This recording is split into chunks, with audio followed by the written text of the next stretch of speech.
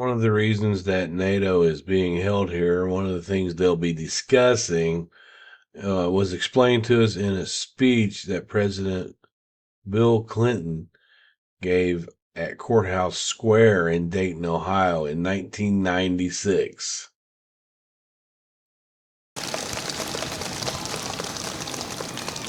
Again, let me say I appreciate October 10th being Dayton Peace Accord Appreciation Day. When the world thinks of Dayton now, it thinks of peace. Here, a little more than a year ago, the leaders of Bosnia, Serbia, and Croatia came together through American leadership to end the worst bloodshed in Europe since World War II. What was accomplished here turned Bosnia from war to peace. What was proved here is what was proved that we can do, what we can do when we bring adversaries face to face, when people are determined to resolve their differences instead of carry them on. We showed that America can be an indispensable nation for peace and freedom at the end of the Cold War, in building a new world of peace and freedom and prosperity for the 21st century.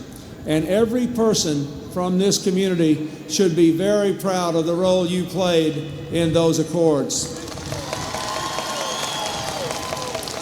I want to mention just a few of your citizens who were involved and whom I understand are here in the audience today.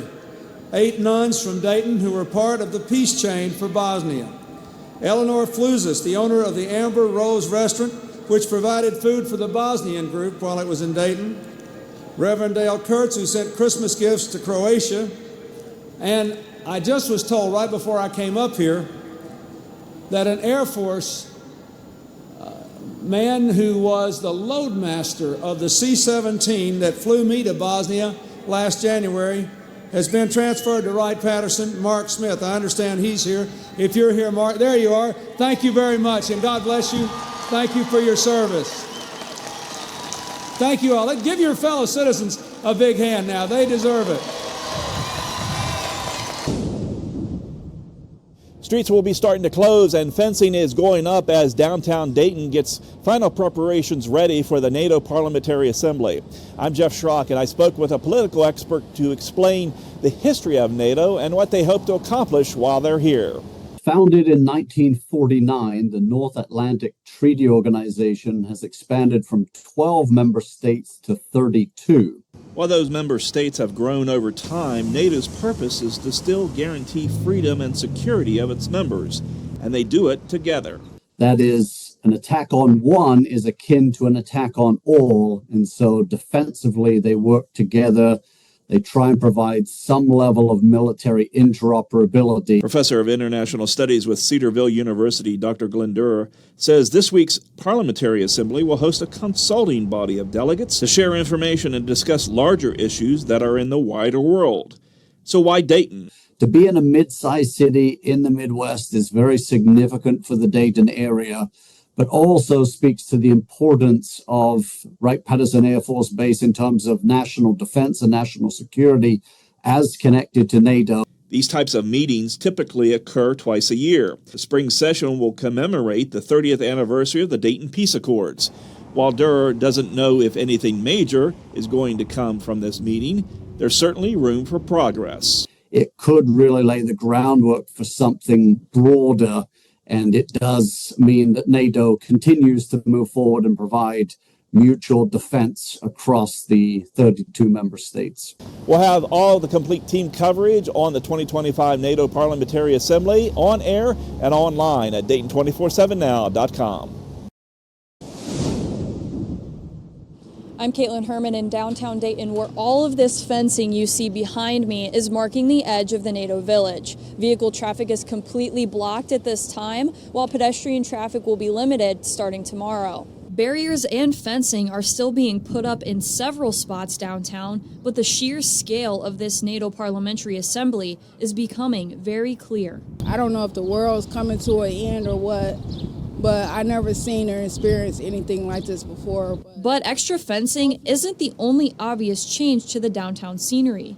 Dayton police cruisers and unmarked police vehicles are blocking just about every intersection, in addition to concrete barriers. And the changes to RTA routes that we've been anticipating for weeks now are being implemented. I ride the bus, so it slows me down on catching the buses because now they got to make a normal detour, and it takes me longer to get where I got to go.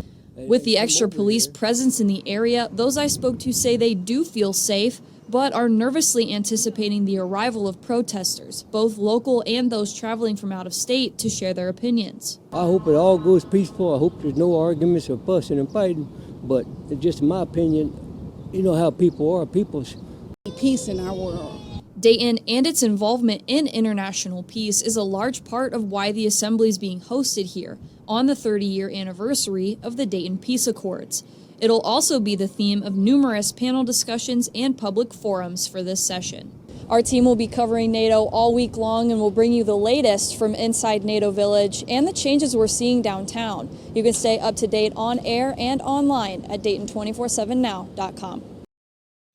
I'm glad I got my filming locations for the movie Deadbeat at Dawn done just a couple days before they started putting up this fencing. That's one of the main stores downtown Dayton. There's Arcade. I mean, they've got it blocked off. But I was just up there, right up there, doing a scene the other day from Deadbeat at Dawn, the locations. And just over this way is Courthouse Square. I got my Kennedy speech and my Kennedy locations done before they did all this NATO stuff that's going on here in our city. Downtown Dayton, as final preparations for the NATO Parliamentary Assembly are coming together. I'm here on 3rd Street. You can see behind me this mural that says Peace Blooms in Dayton 2025 that was put up for this event. At the same time, you can see the concrete barriers that are going up over there, and further down 3rd Street at Main Street as the NATO Village is being set up and closed off. Currently, foot traffic can still come through downtown, but I'm told as of 5 p.m. today, that's going to be shut down. You'll need special credentials in order to get through downtown, even on foot. And 2 days out from the NATO Assembly, security downtown is locking in. Now residents and workers in NATO Village are scrambling to adapt and find detours. 2 News reporter Evan Bales spoke with people downtown about the change. Evan, what are they telling you? Jack, Brooke, thank you. Essentially, people tell me they're shocked to see barricades up near their homes and businesses, leaving many bewildered. What's going on? What are they doing here? This was the question some residents I spoke with were asking as they watched the Dayton Police Department, among several other agencies, completely lock nearly 10 blocks of Dayton's downtown. I just think it's a bunch of hogwash, man. Unfortunately, people that don't have cars, they can't avoid this nonsense, It just impacts our daily life. While sidewalks are open for now, starting Wednesday, anyone who doesn't have proper credentials will be barred from the fenced-in area. If you plan on coming downtown, just make sure you know, that everything is pretty much cut off. Just prepare yourself. It's going to be way secured.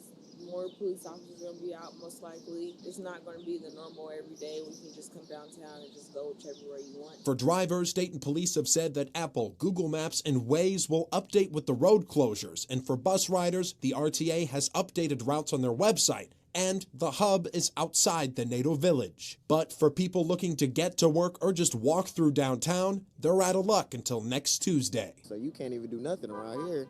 You can't get to point A or point B. The more security, the more fences they put up, it's just harder just maintaining working downtown.